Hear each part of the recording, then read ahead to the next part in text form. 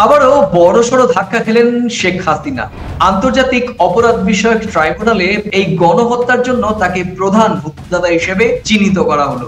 এমনিতেই গত কয়েক ঘন্টা আগে তার দল আওয়ামী লীগকে নির্বাহী আদেশে নিষিদ্ধ করেছে বাংলাদেশের অন্তর্বর্তীকালীন সরকার। শুধু তাই নয়, ভার্চুয়ালিও আওয়ামী লীগের সকল কার্যক্রমের ওপর রাশ টানতে চলেছে অন্তর্বর্তীকালীন সরকার। কি হতে চলেছে আওয়ামী লীগের ভবিষ্যৎ? শেখ হাসিনারই বা সামনে কি পথ? শেখ হাসিনার জনভিত্তি এত নড়বড়েই বা হয়েছিল কেন? সে সব নিয়েই আজকের আমাদের এই বিশ্লেষণ। প্রাসঙ্গিক প্রসঙ্গে প্রতিদিনকার মতো আজকেও রয়েছেন সাংবাদিক বিশ্লেষক, প্রথম কলকাতার ডেপুটি এডিটর পরমাশিস খোসরায়। পরমাশিস খোসরায়, তোমাকে প্রথম কলকাতার স্ক্রিনে স্বাগত।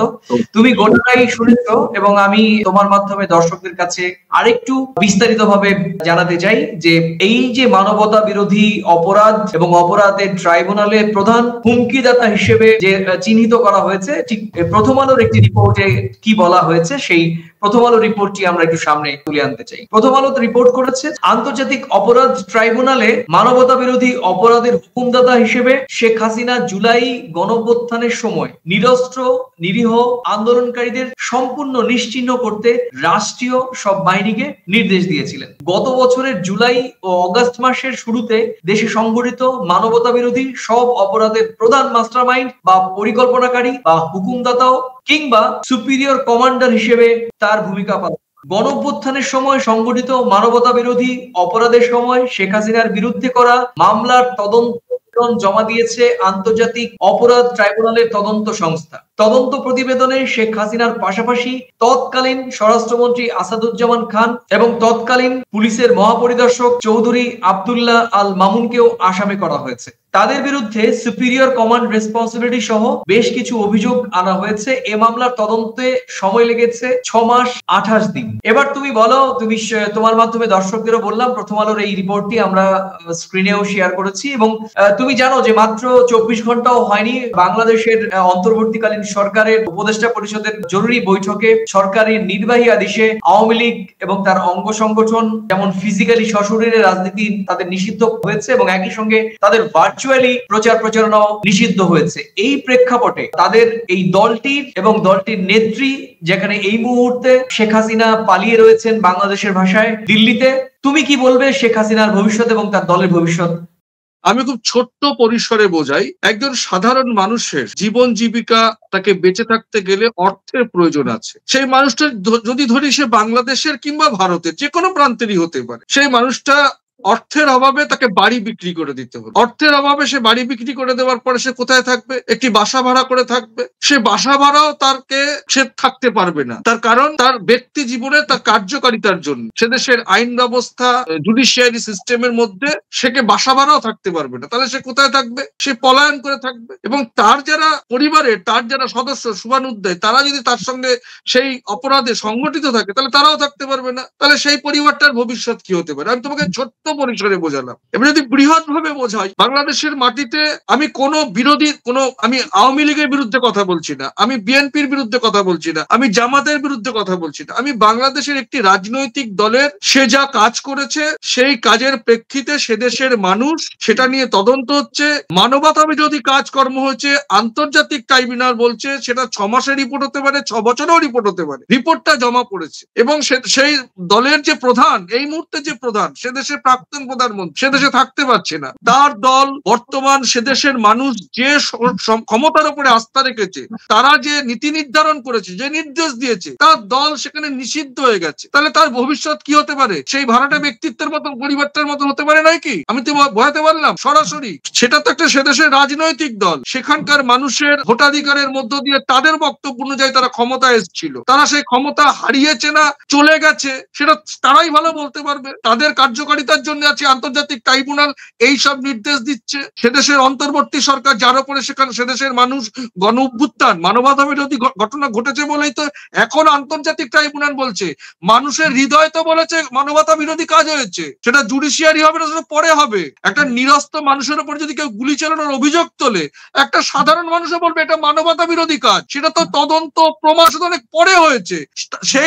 সেই বিষয়টি মানুষের মনে অনুরণিত, উদ্দীপিত, আন্দোলিত হয়েছিল বলে তো গণ অভ্যুত্থানটা হয়েছে। তাহলে এখন বোঝা যাচ্ছে গণ অভ্যুত্থানটা মানবতা বিরোধী কারণেই হয়েছিল। সেটা এখন তদন্ত, রিপোর্ট, নির্দেশ এবং এই বিষয়টার উপরে সেই সময় সেই তৎকালীন পরিস্থিতিতে সে দেশের মানুষ কাদের উপরে আস্থা রেখেছিল, তাদের তো তার মানে নির্দেশ দেওয়ার এখন অধিকার রয়েছে এবং মানুষ সেটা মানছে এবং তাদের কাছেই মানুষ সংস্কার চাইছে। এটা বুঝতে হবে তো।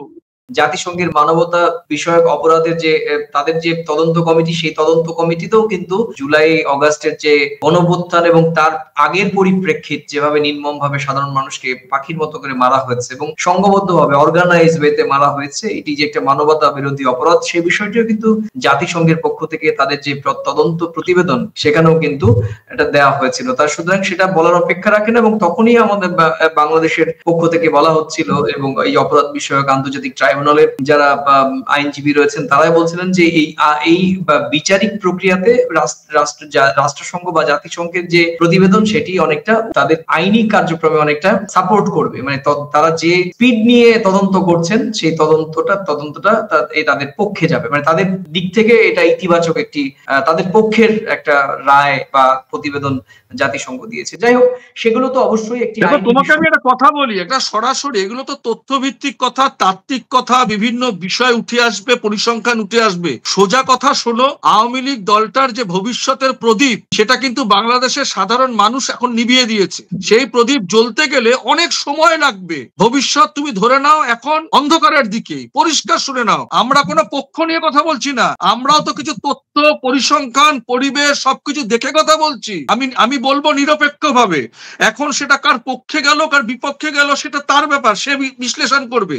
একটা রাজনৈতিক দলের প্রধান দলের বিরুদ্ধে বাংলাদেশের সাধারণ মানুষের অভিযোগ এখন গোটা বিশ্বে এস্টাবলিশড হয়ে গেছে। সে তাকে তো ওই দেশের কেউ গ্রেফতার করেছিল না, তাকে সে দেশের প্রধান থেকে চলে আসতে হয়েছিল, তার ইন্টেলিজেন্স, তার সবকিছু ফেলিওর হয়ে গেছিল। এটা তো মানতে হবে। গণ অভ্যুত্থানের কথা বলা হচ্ছে। আমার একটা জিনিস খুবই আশ্চর্য লাগে, বিষয়টি যদিও পুরনো, বাট তারপরে এই ক্ষত ঘা নিশ্চয়ই বাংলাদেশের সাধারণ মানুষের মনে, হৃদয়ে, অন্তরে, আত্মায় রয়েছে। আমার যদি ভুল না হয়ে থাকে, বিভিন্ন সময় তৎকালীন বাংলাদেশের প্রধানমন্ত্রী আওয়ামী লীগের সভানেত্রী উনি বারবার বলেছিলেন যে আমি বাংলাদেশ থেকে পালাবো না বা বাংলাদেশেই শহীদ হব বা মৃত্যুবরণ করব আমাকে যদি কেউ কিছু করে সেটা। কিন্তু তারপর আমরা যে জিনিসটা দেখেছি সেই জিনিসটা সত্যিকার অর্থেই আমরা যারা বাংলাদেশের স্বাধীনতার পক্ষে, মুক্তিযুদ্ধের পক্ষে, বঙ্গবন্ধুর আদর্শে আমরা বঙ্গবন্ধুর আদর্শকে কুর্নিশ করি বা আদর্শকে শ্রদ্ধা করি, তাদের মধ্যে বঙ্গবন্ধু প্রেমীও বলতে পারো, তাদের কিন্তু সত্যিকার অর্থে বঙ্গবন্ধুর কন্যা হিসেবে শেখ হাসিনার এই ধরনের চলে আসা বা তাদের ভাষায় পালিয়ে যাওয়া, আবার উনি দাবি করেছেন যে তাকে জোর করে পাঠানো হয়েছে। যাই হোক, এই বিষয়টি এখনো ধোঁয়াশার মধ্যে রয়েছে। আবার বিভিন্ন গণমাধ্যমে দেখা যাচ্ছে, আজকে আমরা সোশ্যাল মিডিয়াতে দেখেছি যে বাংলাদেশের তৎকালীন প্রধানমন্ত্রী এবং এই মুহূর্তে দিল্লিতে রয়েছেন শেখ হাসিনা, তার মাত্র ছেলে জয় মার্কিন যুক্তরাষ্ট্রের নাগরিকত্ব নিয়েছেন। যদিও এটা আমি এই কথার সত্যতা, মানে আমি এটা ভার্চুয়াল মিডিয়া থেকে উদ্ধৃত দিচ্ছি, কোট আনকোট, যে বিভিন্ন সমাজ মাধ্যমে এসেছে যে তিনি মার্কিন যুক্তরাষ্ট্রের নাগরিকত্ব নিয়েছেন। একজন সাংবাদিক তিনি আজকে পোস্ট করেছেন, সেই পোস্টে লেখা হয়েছে যে তিনি রাজনৈতিকভাবে আওয়ামী লীগের রাজনৈতিক জীবন বা অন্ধকার দেখেই এখন পাকাপাকি ভাবে মার্কিন যুক্তরাষ্ট্রের নাগরিক হিসেবে জয় সেখানে থাকবেন। তো সেটা উনি থাকতেই পারেন, পৃথিবীর যে কোনো দেশে থাকার অধিকার প্রত্যেকের রয়েছে সেই দেশের নিয়ম কানুন মেনে। সামগ্রিকভাবে একের পর এক 2024-এর 5 আগস্টের পর একের পর এক বাংলাদেশ থেকে ধাক্কা কিন্তু আওয়ামী লীগ যে দলটি বাংলাদেশকে স্বাধীনতা এনে দিল, বঙ্গবন্ধু শেখ মুজিবুর রহমানের গড়া দল, এবং যে দলটির একটি মিশন ছিল সোনার বাংলাদেশ গড়া হবে, এবং বঙ্গবন্ধু সেটা চেষ্টা করেছেন। এবং তারপর এমন পরিণতি পেছনে কারণ আসলে আমাদের থেকে আমাদের দর্শকরা যারা যেখানে দেখছেন তারা সবাই জানেন। তবে আমার সংক্ষিপ্ত পরামর্শ, তোমার সঙ্গে আমারও সংক্ষিপ্ত অবজারভেশন, যে এই মুহূর্তে বাংলাদেশের সাধারণ মানুষের যা পালস, এবং এই মুহূর্তে বাংলাদেশের আমার প্রচুর পরিচিত সাংবাদিক বন্ধু বান্ধব এবং স্বজন রয়েছে, তাদের সঙ্গে আমার নিয়মিত কথা হয়। বাংলাদেশের সোশ্যাল মিডিয়ার যারা কন্টেন্ট ক্রিয়েটর আছেন, বাংলাদেশের গণমাধ্যমের খবর এবং বিভিন্ন আমাদের বন্ধু সাংবাদিক কলিগ যারা রয়েছেন, তাদের কাছ থেকে আমরা যা শুনতে পারি যে আওয়ামী লীগের আওয়ামী লীগ যদি নিষিদ্ধ না হতো বা নির্বাচনে যদি দাঁড়াতেও তাহলেও হয়তো জামানত বাজেয়াপ্ত হতো, কিংবা তারা হয়তো নির্বাচনী প্রচার প্রচারণাতেও অংশ নিতে পারতেন না তাদের নেতাকর্মীরা, কারণ এত জনরোষ তাদের বিরুদ্ধে তৈরি হয়ে রয়েছে। ইভেন আওয়ামী লীগের একটা অংশ যাদের সঙ্গে আওয়ামী লীগের মানে যারা বেনিফিশিয়ার তাদের সঙ্গে দূরত্ব ছিল, যারা প্রকৃত আওয়ামী লীগ করেছেন, তারাও কিন্তু একটা সময় কিন্তু এই শেখ হাসিনার আওয়ামী লীগ, এই গত 15 বছরে নব্য আওয়ামী লীগ তাদের দ্বারা নির্যাতিত হয়েছেন বলে শুনেছি। আসলে কি জানো তো, আমার মনে হয় দলটার যে আদর্শ ছিল, সেই দলটার আদর্শটা না ঠিক মতন যারা নব্য আওয়ামী লীগ তারা দলের আদর্শটাকে লালন করতে পারেনি। এই লালন করতে না পারার কারণেই কিন্তু সাধারণ মানুষের মনে যে ক্ষোভ সঞ্চারিত হয়েছে, সেটাই মানে অলালিত দলের যে বহিঃপ্রকাশ, সেটা লাস্ট 15 বছর সেটা বাংলাদেশের সাধারণ মানুষ ভীষণভাবে উত্তাপটা পেয়েছে। সে উত্তাপেই তাদের হৃদয় ছারখার হয়ে কিন্তু গণ অভ্যুত্থান, এটা আমার বিশ্বাস, এটা আমার মনে হয়েছে। দেখো, তোমাকে আমি একটা কথা এখানে বলে রাখবো, যারা এই মানে মানবতা বিরোধী আন্দোলনে মানবতা বিরোধী কাজকর্ম করেছে, এটা আন্তর্জাতিক ট্রাইব্যুনাল বিচার করবে, রিপোর্ট জমা করেছে। আমি বলবো যে যেহেতু সেই দলটার একটা শিকার হচ্ছে রাজনৈতিক দল, আমার মনে হয়েছিল যে জামানত বাজেয়াপ্তর বিষয়টা এরা যদি ভোটে ইনক্লুসিভ ভোটে ইলেকশনে যদি এরা থাকতে পারতো, তাহলে সঠিক বিচারটা পেত। যদি জামানত বাজেয়াপ্তটা হতো কিনা সেটা বাংলাদেশের সাধারণ মানুষ বুঝিয়ে দিতে পারত, তাহলে কিন্তু সেটা ঠিক। তাহলে আর পরবর্তী সময় এই আগামী 10 বছর পরে হয়তো কেউ এটা আবার নাও প্রশ্ন তুলতে পারে যে এটা গায়ের জোরে চাপিয়ে দেওয়া হয়েছিল। একদম, মানে আমার যেটা মনে হয়েছে, আমি এক্ষেত্রে পরমাশিস, আমি যদি আমাদের ভারতীয় নেতা নেত্রী বা প্রধানমন্ত্রী মুখ্যমন্ত্রীর সঙ্গে জাস্ট আমি একটু তুলনা করি, আমি অনেকদিন বলবো বলে এই বিষয়টি মনে মনে ডিজাইন করেছিলাম কিন্তু বলতে পারিনি। সেটি হচ্ছে যে তুমি দেখো যে আমার কাছে যে রাজনৈতিক যে অ্যানালিসিস বা বিভিন্ন সময় আমাদের কাছে যে তথ্য এসেছে, তাতে হচ্ছে গত 10 বছরে প্রধানমন্ত্রী থাকাকালীন সময় সাধারণ মানুষের সঙ্গে কিন্তু শেখ হাসিনার যোগাযোগ একদমই ছিল না। মূলত তার কিছু দলীয় নেতা মন্ত্রী এবং তার সরকারের বেশ কিছু গোয়েন্দা সংস্থার উপর তিনি নির্ভর করতেন, এবং সে কারণে উনি আমাদের এখানে ধরো আজকে যদি মমতা বন্দ্যোপাধ্যায়ের সঙ্গে তার তুল্যমূল্য বিচার করি, মমতা বন্দ্যোপাধ্যায় আমাদের একজন থানা বা ব্লক লেভেলের একজন পঞ্চায়েত বা গ্রাম পঞ্চায়েত সদস্যকেও উনি মমতা বন্দ্যোপাধ্যায় চেনেন। কিন্তু আমি দায়িত্ব নিয়ে বলতে পারি, অন স্ক্রিন আমার কথা যারা শুনছেন আওয়ামী লীগের নেতা কর্মী সমর্থক বুদ্ধিজীবী, তারা বলবেন বাংলাদেশের 3 বারের প্রধানমন্ত্রী টানা, নির্বাচন নিয়ে প্রশ্ন আছে, তারপর সংবিধান অনুযায়ী তিনি 3 বারের প্রধানমন্ত্রী, এবং আওয়ামী লীগের সভানেত্রী, দীর্ঘকালীন ইতিহাস এবার বড় মানে জার্নি। আওয়ামী লীগের জন্মের পর সবচেয়ে বেশি সভানেত্রী তিনি ছিলেন। দলীয় তিনি থানা লেভেলের কতজন নেতা কর্মীর নেতার নাম জানতেন, আমি প্রশাসনিক কথা বাদই দিতাম। আমার কাছে যেটি পরিষ্কার, আমার কাছে বহু আওয়ামী লীগ, ছাত্রলীগ, যুবলীগের যারা কলকাতায় বেড়াতে আসতো, তারা কিন্তু আখেরে আমার কাছে বিভিন্ন সময় অভিযোগ করতো, জানো পরমাশিস, বলতো যে নেত্রীর সঙ্গে আসলে কোন জেলা লেভেলের নেতা নেত্রীর কোনো যোগাযোগই নেই, সাধারণ মানুষের কোনো যোগাযোগ নেই। নেত্রী কয়েকজন মন্ত্রী, আমলা এবং তার কয়েকটি গোয়েন্দা বাহিনীর প্রধানদের সঙ্গে ছাড়া উনি আসলে বেসিক্যালি কারোর সঙ্গে কোনো যোগাযোগ রাখতেন না। যে কারণে তার সঙ্গে আমাদের এখানে কি হয়, মমতা বন্দ্যোপাধ্যায়, তুমি জানো যে অভয়া আন্দোলনে মমতা বন্দ্যোপাধ্যায় রাত দখল যে আন্দোলন, আমাদের আরজিকর যে ঘটনা ঘটেছিল, একজন ডাক্তার উনি নির্মম ভাবে পাশবিক নির্যাতন, এবং তারপর মমতা বন্দ্যোপাধ্যায়ের যেটাকে বলা হয় গদি, বাংলা ভাষায় চেয়ার, টলমল হয়ে গিয়েছিল। কিন্তু তার যে রাজনৈতিক প্রজ্ঞা, তিনি যে সাধারণ মানুষের সঙ্গে মিশে এই গণ আন্দোলনের সঙ্গে মিশে নিজেই আন্দোলন শুরু করলেন, এবং সাধারণ মানুষের মন বুঝে সাধারণ মানুষের অভিযোগটা কিন্তু তিনি আমলে নিলেন, এবং প্রত্যেক ওয়ার্ডে ওয়ার্ডে সাধারণ মানুষকে কিন্তু, এবং তৃণমূলকেও বললেন যে তোমরাও এই অভয়ার যে আন্দোলন, সেই আন্দোলনের সঙ্গে এক সহমত হও, এবং মানুষের সঙ্গে অ্যাটাচমেন্ট তৈরি করে দিলেন। এবং একই রকম কিন্তু আমাদের গ্রাম পঞ্চায়েত লেভেলে, গ্রাম পঞ্চায়েত ব্লক লেভেলে সব জায়গায় তৃণমূলের বিরুদ্ধে আঙুল তুলল, তৃণমূলই কিন্তু এই বিচারের দাবিতে পথে নেমেছিল, মমতা বন্দ্যোপাধ্যায়ের বাড়িতে চলে এসেছিল। আমি জাস্ট তুল্যমূল্য কানেক্ট করার চেষ্টা করছি। ভারতের দিক থেকে অনেক অভিযোগ আসে, বাংলাদেশের অনেক মানুষ অনেক রকম করে, কিন্তু ভারতের রাজনীতিকরা প্রজ্ঞা, সে অনেক অভিযোগ থাকতে পারে, রাজনৈতিক নানা ধরনের কুটকাচালি থাকবে, কিন্তু আপনার আপনাকে এটা স্বীকার করতে হবে যে বাংলাদেশের যে কোনো রাজনৈতিক নেতা নেত্রী বা প্রধানমন্ত্রী এবং ভারতের যে কোনো রাজনৈতিক নেতা নেত্রী কিংবা প্রধানমন্ত্রী মুখ্যমন্ত্রীর সঙ্গে কিন্তু রাজনৈতিক দৃষ্টিভঙ্গি এবং তাদের সঙ্গে সাধারণ মানুষের সঙ্গে মিলে যাওয়ার প্রবণতা কিন্তু ভারতে একটা দৃষ্টান্ত। এটা কিন্তু সত্যিকার আমাদের দেশের প্রধানমন্ত্রী, তুমি এটা জানো যে বসিরহাটে একটি আন্দোলন হয়েছিল, যে তারপর আমাদের দেশের প্রধানমন্ত্রী কথা বলেছিলেন এবং তিনি নিজে তার দূত পাঠিয়ে সেখানে কথা বলেছেন এবং হটলাইন সরাসরি প্রধানমন্ত্রী বলেছিলেন কোনো ধরনের সমস্যা হলে তুমি আমাকে যোগাযোগ করো। আমার মনে হয় একটা দুটো নজির বাংলাদেশের শাসক দল, ওই সময়কার শাসক দল আওয়ামী লীগের পক্ষে দেখাতে পারবেন না। এবং আমি দায়িত্ব নিয়ে বলতে পারি, আমার কথা তো রেকর্ড থাকবে গুগলে, ইউটিউবে।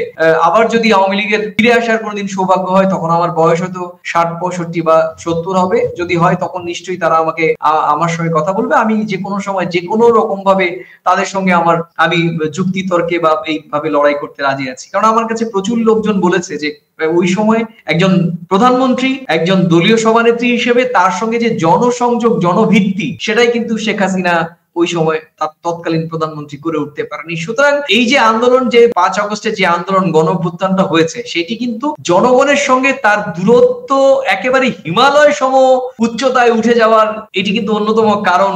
এবং আজকে যে পরপর শেখ হাসিনা এবং তার যে দল এবং তার যে রাজনৈতিক ভবিষ্যৎ ধাক্কা খাচ্ছে, সেটাও কিন্তু অন্যতম কারণ বলে আমার মনে হয়। এবার তুমি বলো।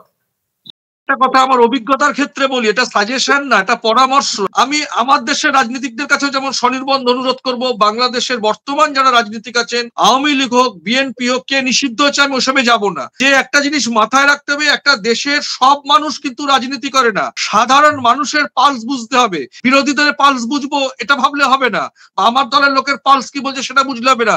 দেশের সাধারণ মানুষের পালস বুঝুন, তারা কি চাইছে, তাদের কি খিদে, তারা কেন কাঁদছে, তারা কেন হাসতে চায়, হাসির কারণ কি হলে হাসবে, এই পালসটা বুঝতে হবে। তাহলে কোনোদিন গণবিক্ষোভের মুখে আমরা পড়বো না, এটা মাথায় রাখতে হবে।